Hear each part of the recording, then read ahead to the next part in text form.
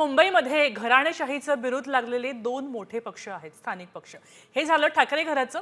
पुढे पाहूया पवार घराचं काय आहे। बारामतीमध्ये पवार कुटुंब पुन्हा एकदा एकत्र दिसलंय। निमित्त होतं ते बारामतीमधल्या विद्या प्रतिष्ठानच्या बैठकीचं। यावेळी शरद पवार सुनेत्रा पवारांसोबत दिसले। विशेष म्हणजे शरद पवार काल अजित पवारांसोबत सुद्धा एकच बैठकीत होते।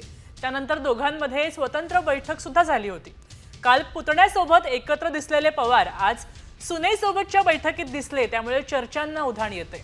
तर आता या बैठकीला योगेंद्र पवार सुद्धा उपस्थित होते। आपण पाहतोय की एके ठिकाणी शरद पवार काल अजित पवारांसोबत दिसले होते, त्यानंतर त्यांची वैयक्तिक बैठक झाली। 1 ते 1.5 तास त्यांनी चर्चा केली होती। मात्र आज लगेच दुसऱ्या दिवशी अजित पवार सुनेसोबत दिसलेत आणि त्याच वेळी योगेंद्र पवार सुद्धा। सुनेत्रा पवार त्यांच्यासोबत होत्या आणि त्यांच्यासोबत चर्चा झाली आणि त्याच वेळी त्यांचा पुतण्या सुद्धा यावेळी उपस्थित होता।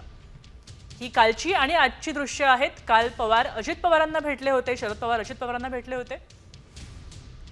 नेहमी आम्ही तुम्हाला सांगत आलोय की राजकारण नेहमी वेगळं आम्ही ठेवलंय आणि आमचे जे कौटुंबिक संबंध आहेत ते नेहमी वेगळे राहिले।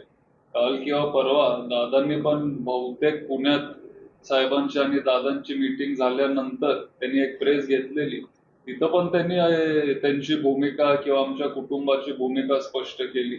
मैम अजीत दादा की कल मुलाकात हुई है पवार साहब से। काम के लिए हमेशा होती है। मैम अजीत दादा की कल मुलाकात हुई है पवार साहब से। काम के लिए हमेशा होती है।